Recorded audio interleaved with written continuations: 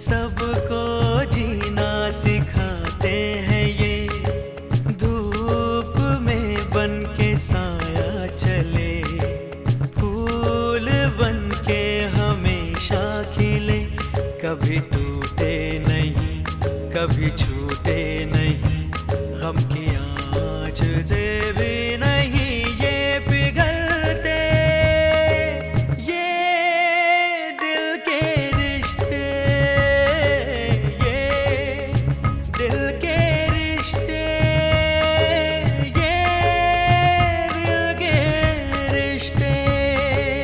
बात दरअसल ये है बेटा कि शंकर का फोन आया था, उसने मुझे तुरंत शहर बुलाया है। हाँ तो आप आ जाइए शहर। सच कहूं मिताली, तो सलमा की हालत देखकर मेरा दिल रो पड़ा है। अब शायद उसकी हालत याद करके मैं 2-3 दिन तक कुछ खा पी भी नहीं पाऊंगी। मैंने भी कई बार सोचा कि इनायत चाचा को बता देना चाहिए सलमा की हालत के बारे में, मगर एक छोटे से डर की वजह से चुप रही। डर? कैसा डर? डर इस बात का, कहीं इनायत चाचा बच्चियों को अपने साथ ना ले जाएं।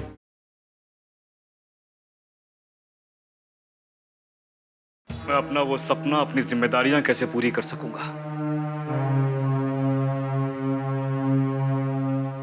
मेरे पास तो ये सोचने का भी वक्त नहीं है कि मेरी जिंदगी कैसे गुजर रही है। बस सिकंदर भाई, मैं सिर्फ अपना फर्ज निभाना चाहता हूं। अरे भाई, फर्ज निभाने के लिए भी तंदुरुस्त रहना जरूरी है। ठीक कहते हैं। आज जा रहा हूं ना, अपना चेकअप करवा लूंगा। सफर के वजह से एसिडिटी हो गई होगी, और क्या।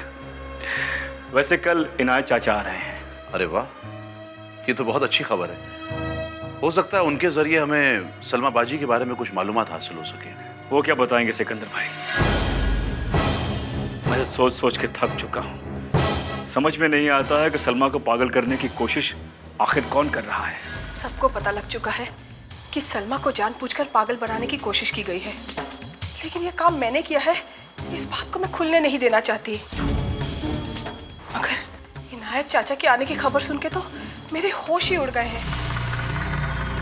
उन्हें क्या पता कि सलमा को पागल करने की साजिश आपने की है।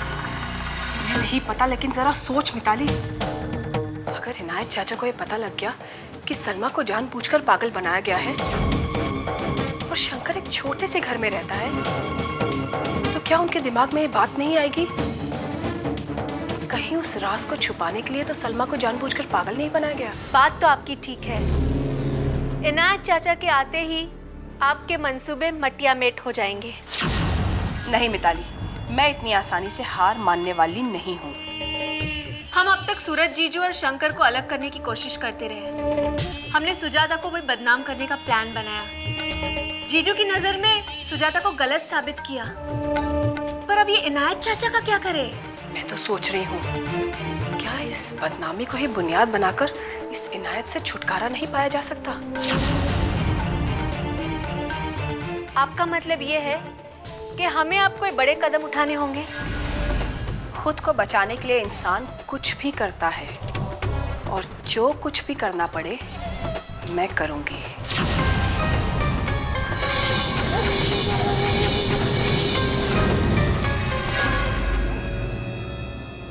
तुम्हारा एक एक कदम तुम पर किस कदर भारी पड़ने वाला है, तुम इस बात का अंदाजा भी नहीं लगा सकती अंतरा। तुमने खुद को किस भंवर में फंसाया है, इस बात का अंदाजा तुम्हें उस वक्त होगा तुम उस भंवर से निकलने के लायक ही नहीं रहोगी।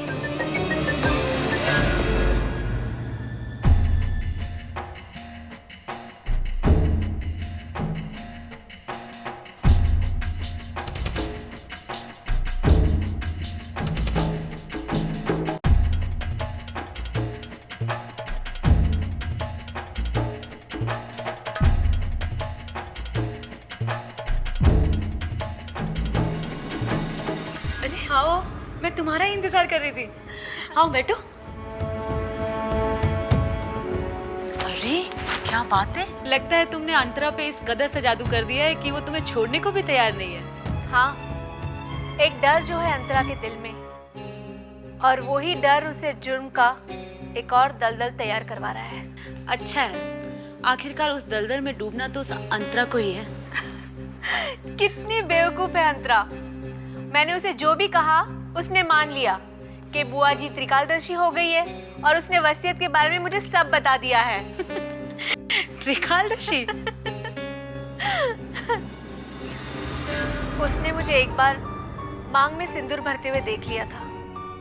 वो तो सोच भी नहीं सकती मैं उसी एडवोकेट रितेश की पत्नी हूँ जिसने वो वसीयत बनाई थी और जो आज अंतरा की वजह से सलाखों के पीछे है। और अंतरा ने मेरे पति को सजा भी दिलवाई तो उम्र कैद की। तभी मैंने प्रण कर लिया था कि मैं अपने पति का बदला जरूर लूंगी। अंतरा को ऐसी हालत में पहुंचा दूंगी कि उसकी आंखों से आंसू नहीं पर खून बहेगा। और मैं तुम्हें तुम्हारे मकसद तक पहुंचाऊंगी।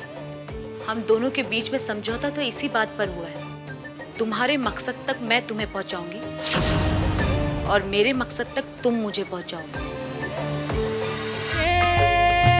दिल के रिश्ते।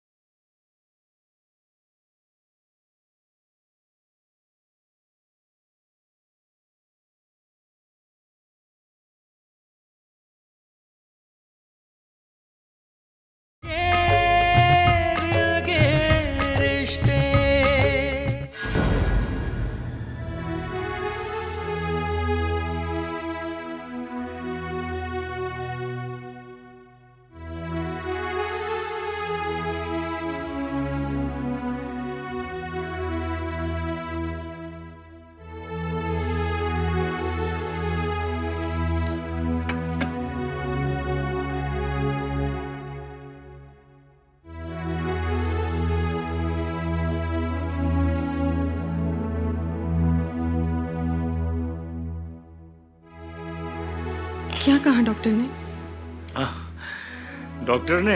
डॉक्टर ने कहा है कि मैं बिल्कुल ठीक हूँ। वो तो डॉक्टर के पास जाने से पहले भी आप यही कह रहे थे। अरे सही में उसने कहा है कि मैं बिल्कुल ठीक हूँ, बस थोड़ी सी एसिडिटी है, खाने पीने पर ध्यान रखना होगा और कुछ नहीं। और काम के बारे में क्या कहा? सुजाता, काम तो करना ही है ना। अब जो लोग कुछ नहीं करते हैं उनकी जिंदगी कोई जिंदगी है? हाँ? आपको मेरी कसम, जो अपनी सेहत को लेकर आपने लापरवाही की तो अपने लिए ना सही हमारे लिए आपको अपना ख्याल रखना होगा। आखिर मेरा और बच्चों का आपके अलावा है ही कौन?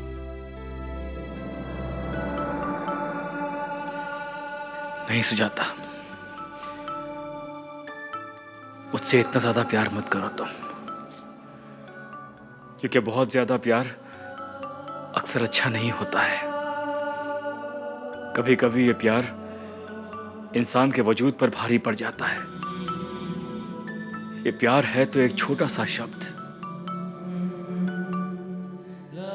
लेकिन कभी कभी इंसान की सोच पर एक बोझ बन के रह जाता है। किस प्यार की बात कर रहे हैं आप? कौन सा प्यार आपकी सोच पर बोझ बन गया है? जाने दो ना, तुम नहीं समझोगे। जो रात बहुत हो चुकी है, आओ सो जाते हैं। शंकर आज 2 बच्चों का बाप है और शादीशुदा है तो क्या हुआ? वो मेरा पहला प्यार है और पहला प्यार कोई नहीं भूलता। मैं भी उसे नहीं भूल सकती। मैंने शंकर को बुलाने की बड़ी कोशिश की। शंकर को बुलाने की कोशिश में मैंने रणवीर से दोस्ती की, लेकिन ना जाने क्यों रणवीर शंकर की जगह नहीं ले सका। वो मेरे दिल में शंकर की जगह नहीं बना सका। शायद इसे ही पहला प्यार कहते हैं। तुम्हारी बात ठीक है रश्मि, लेकिन शंकर आज अपने बीवी बच्चों के साथ खुश है। वो तुम्हारे पास वापस क्यों आएगा? असंभव कुछ भी नहीं होता मिताली। हासिल करने की हिम्मत हो तो इंसान कुछ भी हासिल कर सकता है, क्योंकि मैं शंकर के बिना अधूरी हूँ। पता है तुम्हें, जब मुझे पता चला कि चैताली ने शंकर का किडनैप किया है तो मैं बुरी तरह बेचैन हो गई थी। दीदी, मुझे कुछ कहना है। क्या बात है? तुम परेशान लग रही हो। परेशानी तो है, मगर बहुत बड़ी नहीं, छोटी सी। अरे छोटी हो या बड़ी, परेशानी तो परेशानी ही होती है ना। अच्छा, शॉर्टकट में कहूँ तो मुझे 1 लाख रुपए की जरूरत है। 1 लाख रुपए? अचानक तुम्हें इतने पैसों की जरूरत कैसे पड़ गई? दीदी 1 लाख इतने कब से हो गए इस घर में? अरे नहीं बेटा, तुम्हारी परेशानी के लिए मैं लाखों रुपए निछावर कर सकती हूँ। राजनाथ जी, हाँ 1 लाख रुपए जी। ये लो।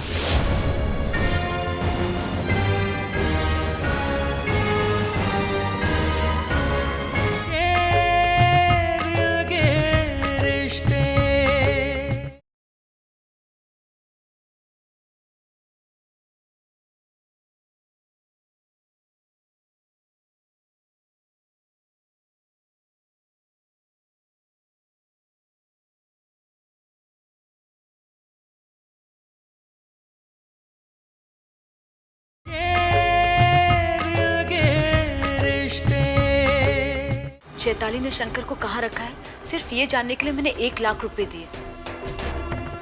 मुझे शंकर का पता लग गया है, लेकिन जब मैंने उसे निकालने की कोशिश की वो फिर पकड़ा गया। एक दिन शंकर और अब्दुल्ला वहां से भाग गए। शंकर पकड़ा गया और अब्दुल्ला मारा गया।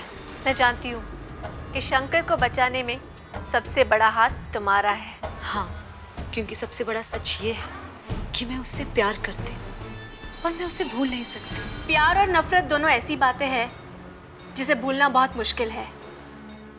तुम शंकर से प्यार करती हो इसलिए उसे भूल नहीं सकती, और मैं सूरज और अंतरा को इसीलिए नहीं भूल सकती क्योंकि मैं उन दोनों से नफरत करती हूँ। रितेश के बारे में मुझे भी पता लगा था, लेकिन उस वक्त मैं ये सोच भी नहीं सकती थी कि वो शादीशुदा है। ये तो कोई सोच भी नहीं सकता कि हमारी शादी 2 साल पहले हुई थी। मैं गांव में थी। अंतरा रितेश को अपनी मुट्ठी में करना चाहती थी, इसलिए उसने अपनी बहन प्राची को रितेश के पीछे लगा दिया। वो चाहती थी कि प्राची और रितेश की शादी हो जाए ताकि अंतरा का राज किसी के सामने ना खुले कि सूरज के पिता ने वसीयत की है। ओह, इसलिए अंतरा ने तुम्हारे पति को फंसाने की कोशिश की। लेकिन अंतरा का तो ये कहना था कि रितेश प्राची को अपने जाल में फंसाने की कोशिश कर रहा है। झूठ बोलती है वो, क्योंकि जब रितेश के हाथों प्राची मारी गई तो सूरज ने रितेश को सजा दिलवाई और अंतरा ने एक बार भी रितेश को बचाने की कोशिश नहीं की। ये सब बातें मुझे रितेश ने जेल में बताई और तभी मैंने फैसला कर लिया था कि मैं अपने पति का बदला जरूर लूंगी। अंतरा को एक एक बात का हिसाब देना होगा। वो वक्त जल्दी आएगा मिताली, जब अंतरा से तुम अपने पति का बदला ले सको। लेकिन मेरे लिए तो वैसा खेल नहीं खेलोगी जैसा अंतरा चाहती है। लेकिन अंतरा तो ये चाहती है कि शंकर और सूरज के बीच सुजाता के चरित्र को लेकर झगड़ा हो और इसी वजह से शंकर का रिश्ता सूरज के साथ खराब हो जाए। हाँ, अंतरा का खेल तो यही है। इसीलिए तो हमने उसे यकीन दिलाया है कि सुजाता का सिकंदर के साथ नाजायज संबंध है। और अब यही बात शंकर के सामने लानी है हमें कि सुजाता चरित्रहीन है और उसके नाजायज संबंध है सिकंदर से।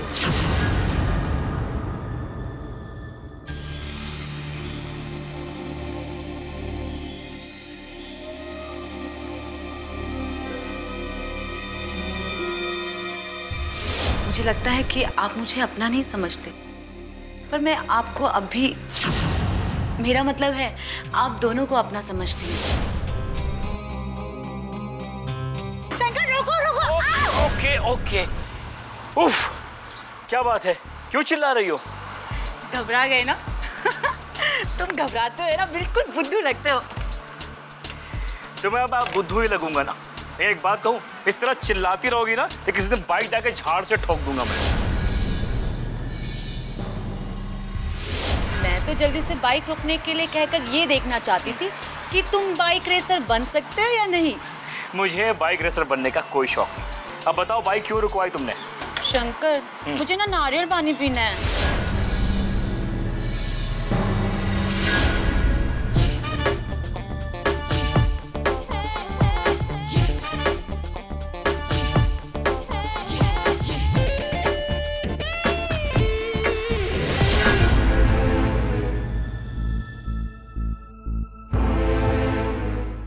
अरे ये गिरा कैसे? पता नहीं। ये क्या कर रही हो? मैं नहीं पी सकती तो तुम कैसे पी सकते हो? एक और लेके आता हूँ। अरे नहीं, मुझे नहीं चाहिए। क्या हम दोनों एक ही में से नहीं पी सकते? हाँ, क्यों नहीं पी सकते? पी सकते हैं। तो फिर पिलाओ ना। लो पियो।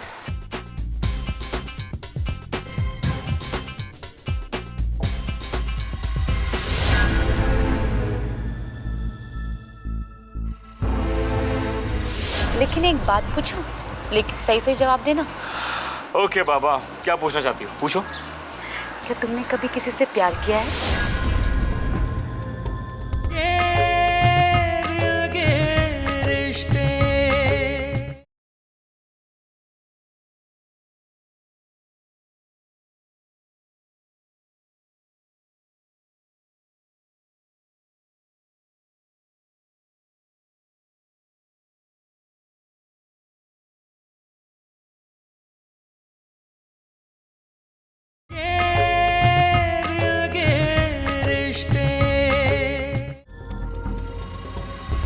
हाँ किया है, लेकिन ये मत पूछना किससे किया है, कौन है वो लड़की। ओके? क्यों? ये मैं तुम्हें बाद में बताऊँ, ठीक है? चलो। ठीक है, मगर बता देना। हाँ हाँ बता दूंगा।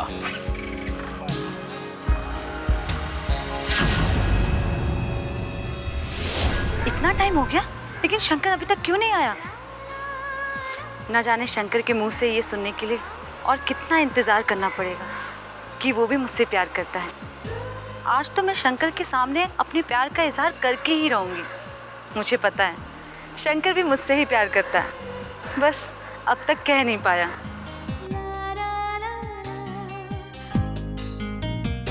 रश्मि,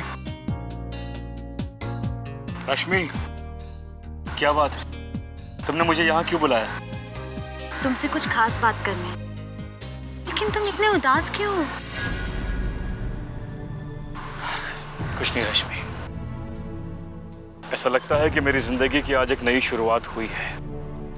या यूं समझ लो कि जिंदगी ने मुझे एक नए मोड़ पे लाके खड़ा कर दिया है। आखिर बात क्या है? जानने दो रश्मि। शंकर, क्या तुम मुझे भी नहीं बताओगे? मैंने तो सोचा है कि मैं तुम्हारा गम बांटूंगी। क्या तुम मुझे अपने गम में शरीक भी नहीं करना चाहते? जानकर क्या कर लोगी तुम रश्मि? और क्यों जानना चाहती हो? मैं तुम्हारे चेहरे पे ये उदासी नहीं देख सकती। मैं तुमसे प्यार करती हूँ।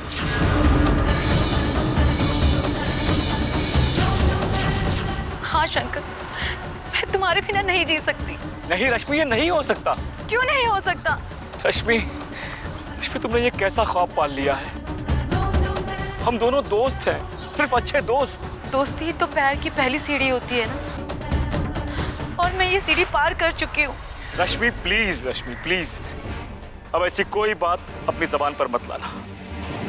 मैं तुम्हें यह बताने आया था कि मैं शायद अब अपना ग्रेजुएशन भी कंप्लीट नहीं कर पाऊँ। क्या? हाँ रश्मि, पापा ने मुझे अपने घर से, अपनी जायदाद से बेदखल कर दिया है, क्योंकि मैंने पापा की मर्जी के खिलाफ शादी कर ली है।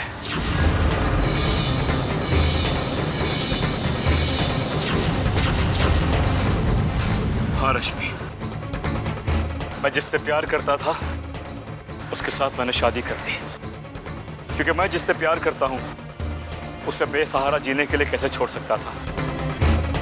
हालात ऐसे हुए कि मुझे आज ही उससे शादी करनी पड़ी। अरे नसीब मुझे कहाँ ले जाएगा, क्या करूँगा, कहाँ रहूँगा, कहाँ जाऊँगा, मुझे खुद कुछ नहीं पता।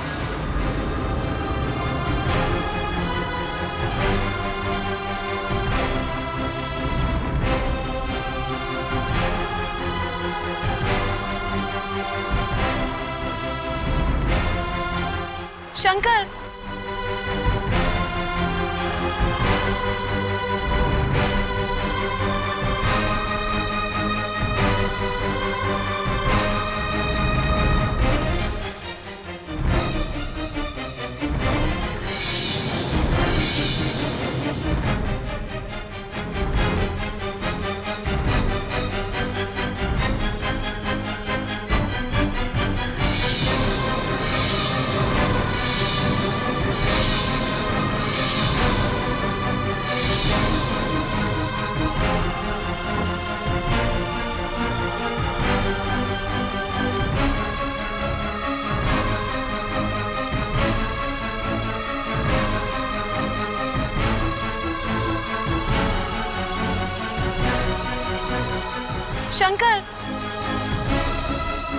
मैं समझ गई शंकर, जो तुम कहना चाहते हो। तुम्हारा प्यार पाने से पहले ही मैंने उसे खो दिया।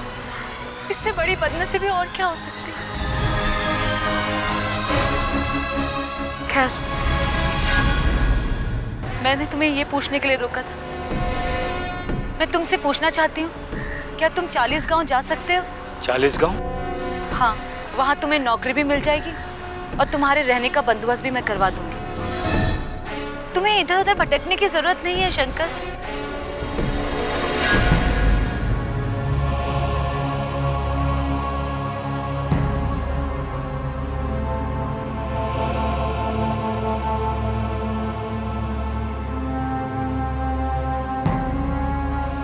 थैंक्स रश्मि, तुम्हारा ये एहसान मैं कभी नहीं भूलूंगा।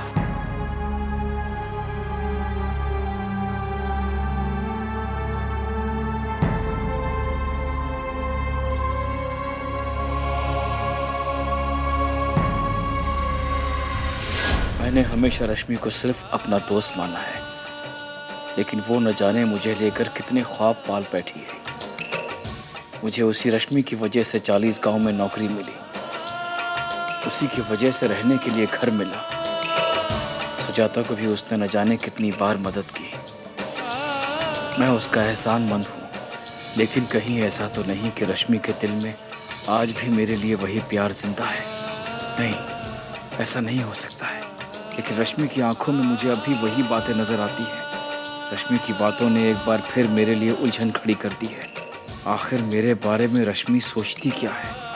उसे अच्छी तरह पता है कि मैं सुजाता से और बच्चों से कितना प्यार करता हूँ।